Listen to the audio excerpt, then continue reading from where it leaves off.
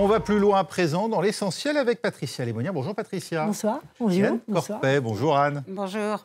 Au sommaire, l'engagement des soldats israéliens dans Gazaville, l'offensive terrestre déclenchée en début de journée. Elle vise, selon les autorités israéliennes, à vaincre le Hamas et faire libérer les otages. Et les proches des captifs organisent une manifestation de protestation devant la résidence de Benjamin Netanyahou à Jérusalem.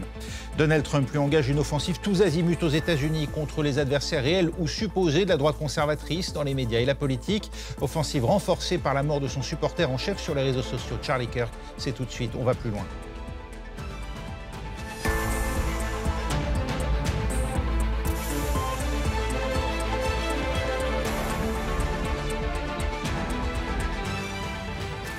Israël est donc sur le terrain à Gaza, offensive terrestre. Gaza brûle, avait annoncé en début de journée le ministre de la Défense. Objectif annoncé par Israël Katz, créer les conditions nécessaires à la libération des otages et à la défaite du Hamas. Il serait entre 2 et 3 000 combattants de l'organisation islamiste palestinienne à opérer dans la principale agglomération de l'enclave, qui est aussi la plus peuplée. Stéphane Amar, vous êtes à Jérusalem pour France 24. Où en est l'armée israélienne de cette opération qui mobilise au moins 40 000 soldats ? Alors l'armée israélienne est présente désormais au cœur de Gazaville. Cela a été attesté à la fois par l'état-major de Tsahal, mais également par les Palestiniens sur place. Il y a des chars de l'armée israélienne, il y a de l'infanterie, mais cette opération devrait se dérouler de manière relativement graduelle. Il ne s'agit pas d'une invasion à grande échelle. Pourquoi ? Eh bien parce que d'abord, Tsahal veut se montrer très vigilant sur la sécurité de ses soldats, veut éviter au maximum de les mettre en danger, et aussi parce qu'il y a les otages. Je vous rappelle qu'une vingtaine d'otages encore en vie seraient détenus par le Hamas dans la bande de Gaza, et ces otages se trouveraient dans des tunnels. Il s'agit aussi de ne pas les mettre en danger. Alors cette opération, elle est présentée comme le dernier acte de la guerre d'Israël contre le Hamas dans la bande de Gaza. On a beaucoup parlé ces derniers mois de Rafah, de Khan Younes, de Beit Hanoun, autant de villes palestiniennes qui ont été largement détruites et envahies par l'armée israélienne. Mais Gazaville est présentée comme le dernier bastion du Hamas. Et ce matin encore, l'armée israélienne et le gouvernement israélien lancé un dernier appel, relâcher les otages et la guerre s'arrêtera. Des consignes ont été données aux habitants pour quitter la ville, Stéphane ? Oui, absolument. Depuis déjà plusieurs semaines, on a vu ces images spectaculaires de tours de plusieurs étages réduites en cendres par des tirs de l'aviation israélienne. Et dans le même temps, l'armée israélienne larguait des tracts sur la ville de Gaza pour enjoindre les habitants à quitter la ville et à se réfugier plus au sud. L'armée affirme qu'au moins 40% de la population a déjà fui, soit 350 000 personnes, plus vers le sud de la bande de Gaza, dans des terrains qui auraient été aménagés spécialement pour accueillir ces réfugiés et laisser la place aux opérations militaires. La zone est qualifiée d'extrêmement dangereuse par l'armée israélienne. Merci, vous restez avec nous, Stéphane. À Jérusalem, Patricia Lémonnier, vous comprenez les objectifs visés par le gouvernement israélien ? Je les comprends, enfin en tout cas j'écoute ce que dit le gouvernement israélien et je tente de décrypter. On va expliquer ça comme ça. Que veut le gouvernement, ou que semble vouloir le gouvernement israélien au-delà de ce qu'il dit, libérer les otages, on arrête l'offensive immédiatement. Je ne m'en suis pas persuadée d'abord, parce que le Hamas resterait dans ce cas-là, les 3000 combattants qui nous disent être dans Gaza resteraient là. Donc le but premier ou secondaire, ça dépend comment on veut voir ça, c'est, selon les autorités israéliennes, d'éradiquer le Hamas. Donc on ne peut pas arrêter ce conflit tant que le Hamas n'est pas éradiqué. Donc il en reste 3000. Donc l'offensive en cours de division est donc avec ce double but annoncé. La seule question que tous les observateurs se posent, c'est est-ce que vraiment les otages sont le point le plus important de cette offensive? La plupart des observateurs en doutent. À quoi peut conduire cette offensive?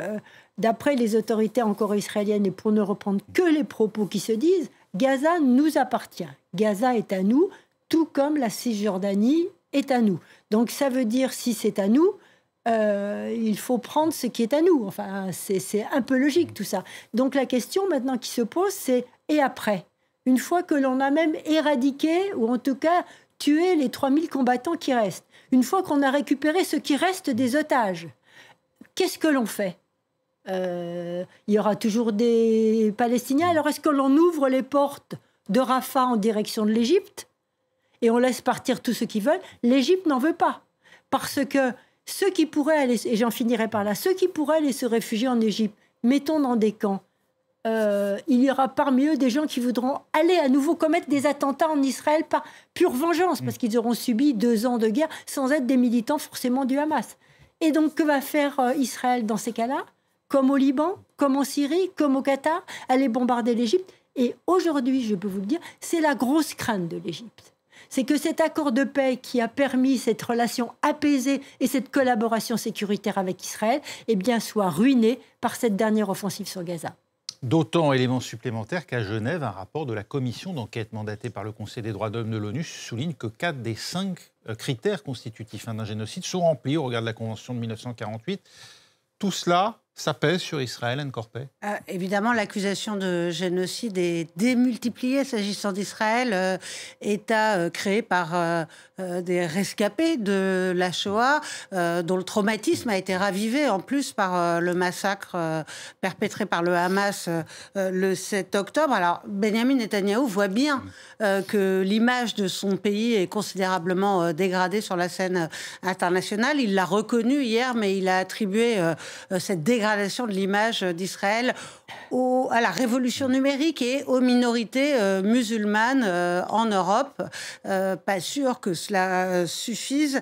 Il a aussi comparé Israël à Sparte, cette cité de la Grèce antique connue pour sa société dominée par les militaires. Il a même évoqué la perspective d'une économie autarcique en Israël, lui qui est pourtant partisan du libre-échange. Donc il semble s'accommoder en réalité de cette image fortement dégradée, mais sur la scène politique israélienne, ça pose question. Il y a eu le chef de l'opposition qui s'en est ouvertement inquiété et qui a accusé Benjamin Netanyahou d'être directement responsable de cette image fortement dégradée d'Israël. Stéphane Amar, des familles d'otages réunies sous le collectif Koulalou Atoufim ont appelé sur les réseaux sociaux à se retrouver devant la résidence de Benjamin Netanyahou à Jérusalem, où vous vous trouvez.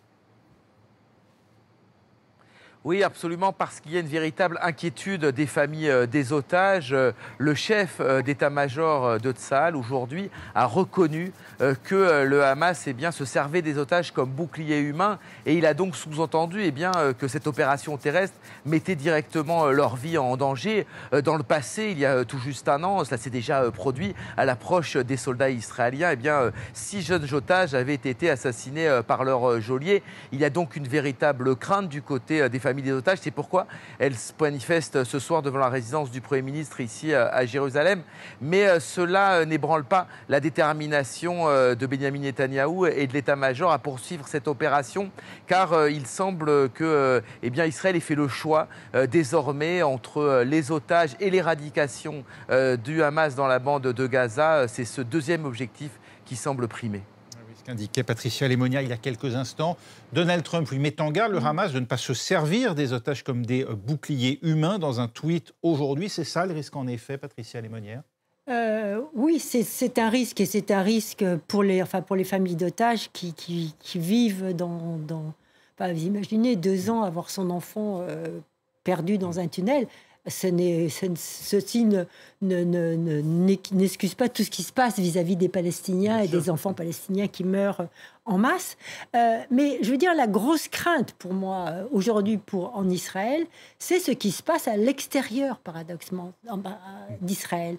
La frappe sur le Qatar, dont vous avez beaucoup parlé ici, j'imagine, est lourde de conséquences. Quand j'ai vu l'image de tous les pays du Golfe, associés, assis, alors ils ne sont pas d'accord tous, mais là, ils étaient tous ensemble, avec parmi eux le président iranien. Franchement, c'est du jamais vu. Israël a réussi à faire se réunir tous les pays du Golfe ensemble, avec le président iranien, plus le Turc, plus un, pour condamner ce qui s'était passé.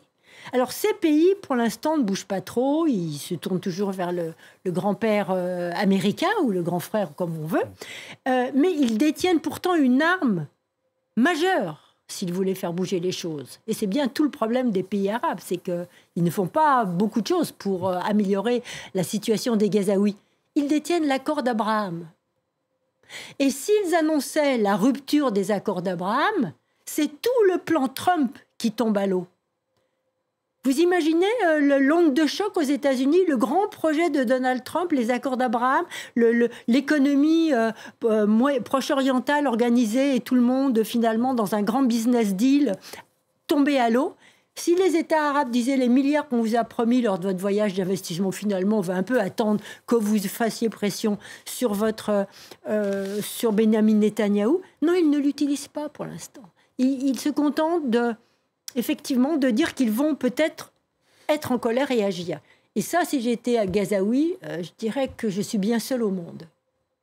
C'est une position difficile pour les États-Unis, soutenir Israël et sans mécontenter ses alliés proche-orientaux et maintenir en vie autant que possible ces fameux accords d'Abraham. Pour l'instant, le soutien indéfectible, rappelé par le secrétaire d'État américain Marco Rubio quand il était à Jérusalem jusqu'à ce matin, ce soutien indéfectible des États-Unis semble inébranlable. Et Donald Trump semble laisser totalement libre cours aux volontés guerrières de Benyamin Netanyahou. Après avoir exprimé son mécontentement sur les frappes contre le Qatar la semaine dernière. Oui, il a exprimé son mécontentement, mais je le disais hier sur ce plateau. Hier, Axios révélait qu'il avait été en fait alerté avant et qu'il aurait pu empêcher cette frappe. Il ne l'a pas fait. Ce matin, avant de quitter Washington pour se rendre au Royaume-Uni, il a été interrogé sur l'offensive terrestre à Gaza. Qu'est-ce qu'il a dit ? Je ne suis pas bien au courant. Bon, c'est dire l'intérêt qu'il porte à cette affaire. Mais il a quand même menacé le Hamas de grosses conséquences s'il faisait usage de boucliers. Oui, mais là, il y a quelques minutes, Benyamin Netanyahou a indiqué qu'il avait été invité à la Maison-Blanche après qu'il aura tenu son discours devant l'Assemblée générale des États-Unis. Des Nations Unies. Aux États-Unis, à New York, mais des Nations Unies. Oui. Voilà. Assemblée générale à laquelle Donald Trump empêche l'autorité palestinienne de participer en ne délivrant pas de visa. Bon, inviter Benyamin Netanyahou à la Maison-Blanche le jour même où commence cette offensive terrestre majeure et évidemment sanglante dans la bande de Gaza, c'est une forme de soutien sans ambiguïté.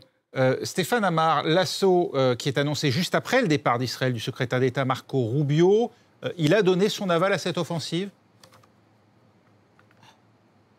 Oui, cela ne fait guère de doute, tout comme il semble peu probable qu'Israël puisse viser le Qatar sans avertir les États-Unis, alors que les États-Unis possèdent une base militaire extrêmement importante au Qatar. Alors, ce qui a beaucoup frappé ici avec la visite de Marco Rubio, c'est que non seulement il a effectivement réitéré ce soutien indéfectible à Israël, mais il a donné des gages aux plus nationalistes, puisqu'il s'est rendu à la cité de David, qui est un endroit extrêmement symbolique, situé à Jérusalem, ce qui est la pointe avancée de la colonisation israélienne à Jérusalem-Est, un symbole pour les nationalistes religieux. Marco Rubio, lui-même, avant qu'il soit secrétaire d'État américain, avait soutenu les Juifs qui voudraient reconstruire le temple sur l'esplanade des mosquées. Le mont du temple pour les Juifs, c'est dire où il se situe politiquement et quelle branche, quelle tendance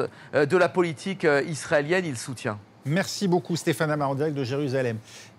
Ça interroge tout de même sur la ligne. Y a-t-il une ligne en fait des États-Unis aujourd'hui ? Pour vous, elle est claire, Patricia Lemonnier. C'est la même qu'incarnent Marco Rubio et Donald Trump aujourd'hui, un soutien indéfectible à Israël, quoi qu'il en coûte ? Pour l'instant, c'est soutien inconditionnel. Ouais.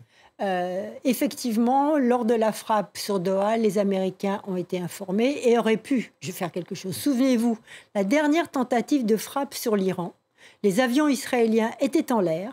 Donald Trump a appelé Benjamin Netanyahou et lui a dit « tu les fais rentrer à la maison » et ils sont rentrés. Donc ça veut bien dire à quel point le président américain est puissant. sur Benjamin Netanyahou, et l'hubris de Netanyahou s'arrête devant la porte de la Maison-Blanche. Donc, je crois qu'aujourd'hui, le président américain est totalement aligné sur le plan de Benjamin Netanyahou, et que l'on ne dise pas qu'il fait ça pour sa survie politique, simplement. Bien sûr, il y a sa survie politique, les procès qui l'attendent, peut-être la prison. Mais je crois que fondamentalement, et ça, il faut qu'on le comprenne, cet homme, le Premier ministre israélien, est habité par une croyance très profonde, celle du Grand Israël, qu'il partage avec les extrémistes de son gouvernement. Anne Corpet. Oui, absolument. Et dans chaque camp, aux États-Unis comme en Israël, il y a dans l'entourage, soit du Premier ministre israélien avec ses ministres d'extrême droite qui ont un dessein sans aucune ambiguïté. Dans l'entourage de Donald Trump, les évangélistes, c'est la même chose. À l'image de l'ambassadeur d'ailleurs. Les évangéliques qui sont aussi partisans du Grand Israël. Alors, Donald Trump est toujours capable de revirement.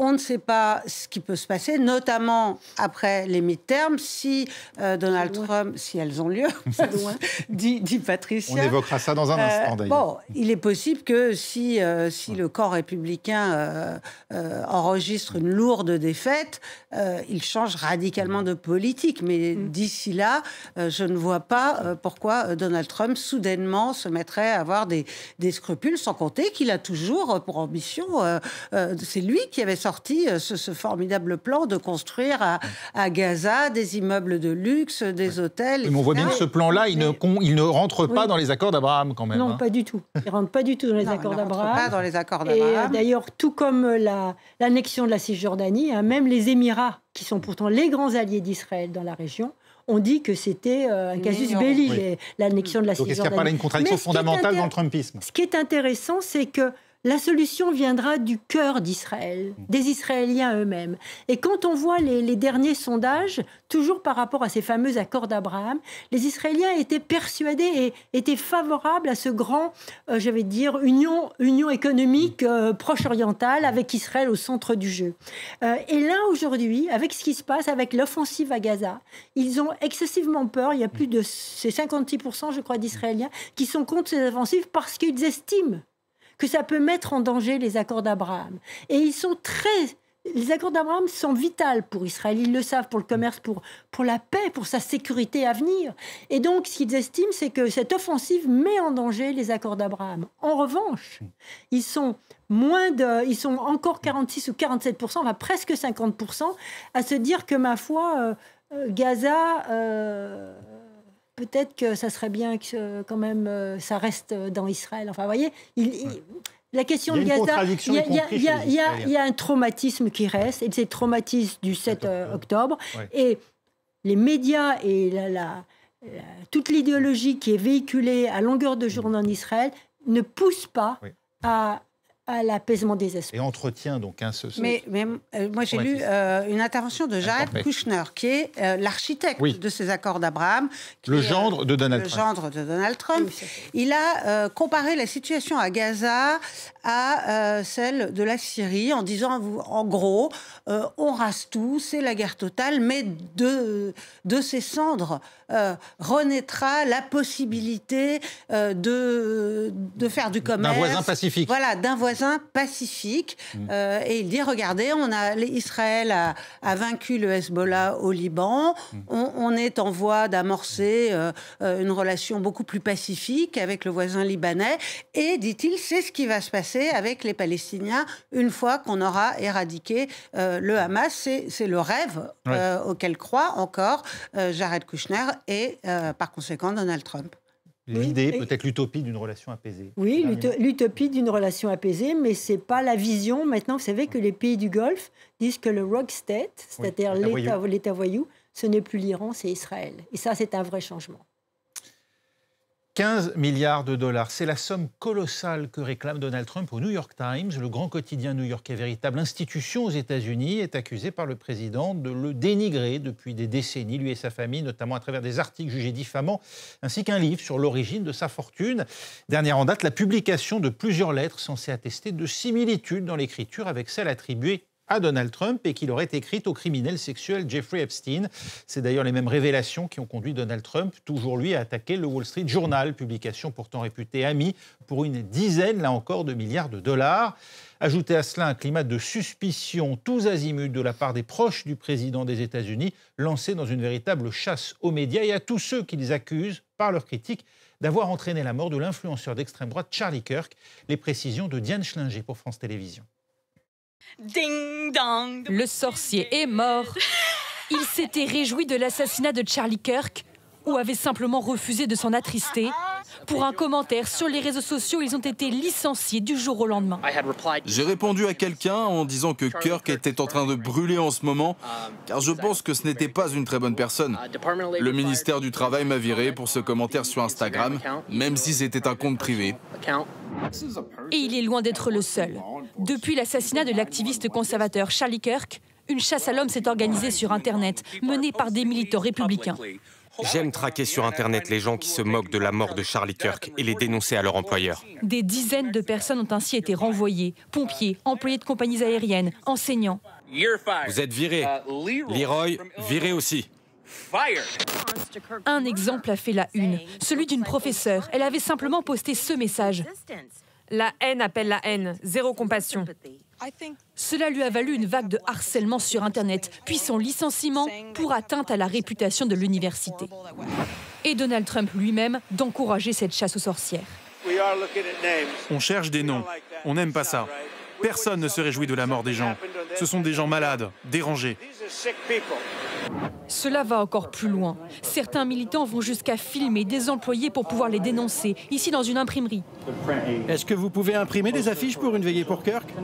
Non, on ne le fait pas. C'est de la propagande. La vidéo est devenue virale. Pour leur réponse, les salariés ont été renvoyés. Bien qu'ils fassent polémique, ces licenciements sont a priori légaux, car ici aux États-Unis, un employeur peut renvoyer un salarié à n'importe quel moment et pour à peu près n'importe quelle raison. Patricia Lémonière, la mort de Charlie Kirk, c'est un véritable événement aux États-Unis qui divise la société. Est-ce qu'elle sert aussi de prétexte, d'après vous, à un nouveau macartisme? La société américaine avait déjà atteint un point de division extrême. Et donc, Charlie Kirk, qui était un proche, l'oublions pas, de Donald Trump, de J.D. Vance surtout, et du fils aîné de Donald Trump, puisque c'est lui qui l'avait pratiquement introduit à l'intérieur. Ça montre que deux choses. Ça montre que la société MAGA et le clan Trump et ses affidés, en quelque sorte, fonctionnent sur d'autres règles que n'a fonctionné jusqu'à présent l'Amérique. C'est vertical, c'est milieu, c'est les copains, c'est la bande, et c'est énormément les réseaux. L'information, la propagande aujourd'hui se diffuse à travers des influenceurs qui propagent ce discours de haine vis-à-vis du camp adverse. Et c'est la chasse à tout ce qui est, je veux dire, c'est une chasse culturelle et politique. Ce n'est pas comme on voit en France, il faut taxer les super riches. Ça n'a rien d'économique puisque le clan Trump est super riche. Donc c'est essentiellement une chasse culturelle qui n'a jamais été aussi violente puisque ça s'accompagne effectivement, vous le voyez, de licenciements. Donald Trump parle de morts, mais il y a eu des morts pas quelque temps avant dans le camp démocrate. Puisqu'il y avait eu, au mois de juin, dans Minnesota, je crois, c'était une élue du Minnesota qui avait été assassinée, un domicile de Sapiro qui était incendié. Enfin, il y avait des tas de marques de violence comme ça faits par les extrémistes à l'encontre des démocrates, mais ça n'attire pas l'attention de Donald Trump. Ce que l'on peut regretter par rapport à tout ça, c'est l'absence de réaction côté démocrate. Cette absence théorisée d'ailleurs par certains qui disent qu'il faut mieux pas réagir et le laisser s'enfoncer. Devant ce vide côté démocrate, on s'interroge parce que la machine trumpiste avance en propageant un discours de haine. Et on l'apprend à l'instant, le principal suspect, Tyler Robinson, est donc désormais formellement inculpé du meurtre de Charlie Kirk, pour lequel le procureur réclame la peine capitale. Là, on est effectivement face à un cas qu'une partie de la justice, en tout cas, souhaite voir exemplaire aux États-Unis. Anne Corpet, il y a là des ferments de guerre civile dans ce que l'on voit. Écoutez, moi, ce que je trouve Vous qui avez été, je rappelle, correspondante aussi de France 24. Alors évidemment, il y a des risques de violence. La violence politique se banalise aux États-Unis. Elle a toujours existé. Il y a eu 4 présidents américains assassinés, mais elle se banalise. Et ce que je trouve extrêmement paradoxal, c'est que le camp MAGA n'a eu de cesse pendant des années de dénoncer ce qu'ils appellent la cancel culture, c'est-à-dire le fait d'ostraciser en réalité ses adversaires. Ce qu'ils font sans aucune restriction actuellement. Au premier jour de son retour à la Maison-Blanche, Donald Trump avait signé un décret qui interdisait aux membres du gouvernement fédéral de porter atteinte à la liberté d'expression. Or là, que font les militants MAGA? Ils tombent directement sur toute personne qui s'exprime à titre personnel sur les réseaux sociaux à propos de cet influenceur dont les idées méritent pour le moins d'être discuté. Et J.D. Vance, quand il était à la conférence sur la sécurité à Munich, avait dit sous la direction de Donald Trump, nous nous battrons pour que chacun puisse défendre ses idées, que nous soyons d'accord ou non. C'est exactement le contraire qui est en train de se passer. La violence, j'y reviens, eh bien, elle n'est évidemment en priorité le fait de l'extrême droite. Un tas d'études confirment que les violences qui se sont produites aux États-Unis ces dernières années ont été en très grande majorité du fait des suprémacistes blancs ou d'autres personnalités émanant de l'extrême droite, mais elle contamine aussi le camp démocrate. Il y a eu un sondage récent qui dit que 39% des démocrates estiment légitime de destituer Donald Trump par la force, et ça, c'est particulièrement inquiétant. Merci beaucoup. Vous voulez non? Oui, je voulais simplement dire que les États-Unis ont atteint le plus fort taux de condamnation à mort et d'exécution cette année, depuis 2000, je ne sais plus, une vingtaine d'années, avec 26 condamnés à mort exécutés cette année. Merci beaucoup, Patricia Lémonière, Anne Corpet. On va plus loin, c'est malheureusement terminé. On se retrouve, nous, pour la suite de l'essentiel dans 3 minutes. Restez avec nous.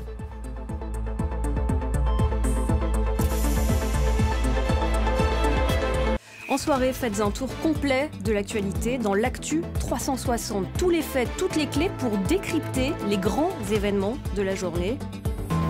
Retrouvez tous les soirs Claire Hilderbrand dans l'Actu 360 en direct sur France 24.